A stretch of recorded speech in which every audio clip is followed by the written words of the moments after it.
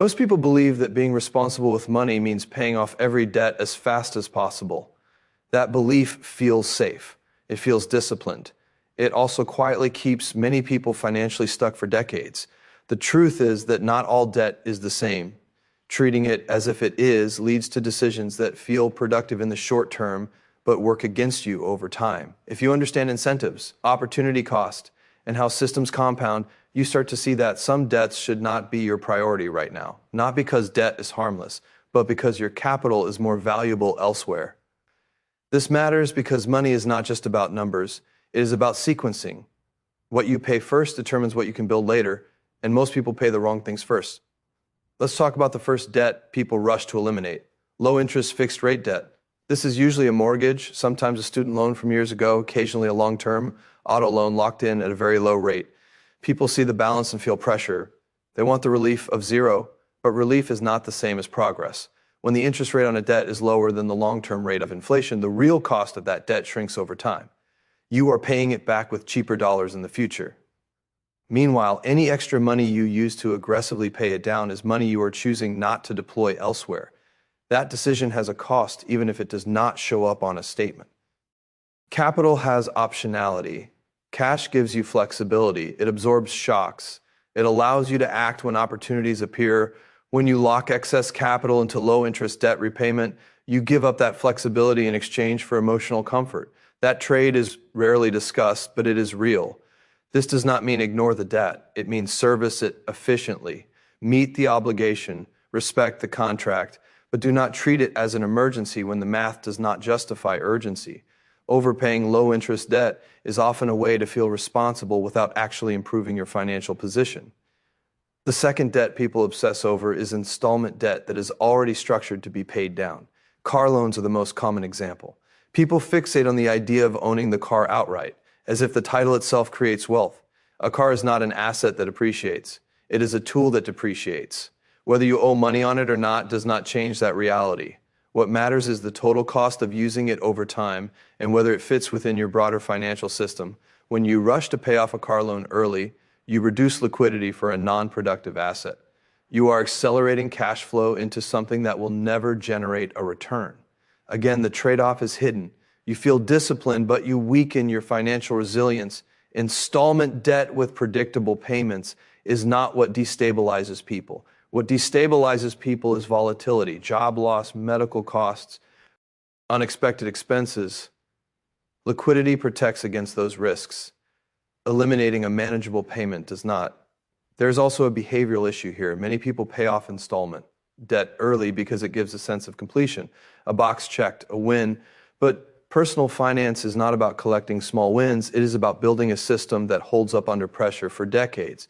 The third debt people prioritize incorrectly is old, low-impact debt that has already been optimized. This might be a consolidated loan, a refinance balance, or a debt that no longer meaningfully affects monthly cash flow. Once a debt is stable, predictable, and priced reasonably, its marginal harm is low. Paying it off faster does not meaningfully reduce risk. It just reallocates capital from flexible uses to a fixed outcome.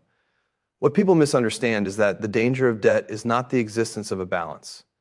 The danger is loss of control. High interest, variable rates, penalties, and short timelines create fragility. Those are the debts that deserve urgency. This brings us to what you should do instead. The first priority is liquidity, real liquidity. Not theoretical net worth, not equity trapped in assets, but accessible cash. Liquidity is what allows you to make calm decisions. Without it, every financial choice feels urgent, and urgency leads to bad trade-offs. The second priority is removing truly toxic debt. High-interest consumer debt distorts incentives. It compounds against you quickly and limits future choices. That kind of debt deserves focus because it actively erodes your capacity to build anything else. The third priority is investing in optionality. That can mean skills, businesses, scalable assets, or conservative long-term investments depending on your situation. The point is not chasing returns. The point is positioning yourself so time works for you instead of against you. Most people never reach this stage because they exhaust their capital paying off debts that were never the real problem. They follow rules without understanding why the rules exist. There is also a deeper issue here. Debt feels like failure to many people. Paying it off feels like moral repair. But money does not respond to morality. It responds to structure. If you organize your finances around guilt or fear, you will consistently make suboptimal decisions. The goal is not to be debt-free. The goal is to be robust. A robust system can carry some debt without stress. It can adapt. It can wait. It can take advantage of asymmetry when it appears. This is uncomfortable because it challenges a simple narrative. Pay everything off. Owe nothing. Be safe. That narrative ignores how modern economies actually work. It ignores inflation. It ignores opportunity cost. It ignores that stability comes from buffers, not from symbolic milestones. None of this excuses reckless borrowing. Discipline still matters. Constraints still matter. But discipline applied blindly becomes dogma. And dogma is expensive. If you look at how large, durable organizations operate, they do not rush to eliminate every liability. They manage their liabilities in context. They preserve cash. They invest continuously. They think in decades, not months. Individuals should think the same way. The question is not whether debt is good or bad. The question is whether your current payments are preventing you from building a stronger position tomorrow. If they are not, obsession is wasted energy. At some point, paying off debt stops being a financial decision and becomes a psychological one. That is the point where many people quietly sabotage their own long-term outcomes while believing they are being responsible. Reality is not impressed by intentions, only by results. If this makes you uncomfortable, that is a useful signal. It means you are questioning assumptions you were taught to accept without analysis. That discomfort is often the beginning of clearer thinking. The final thought is simple. Money rewards patience, structure, and restraint. It punishes urgency, fear, and symbolic victories.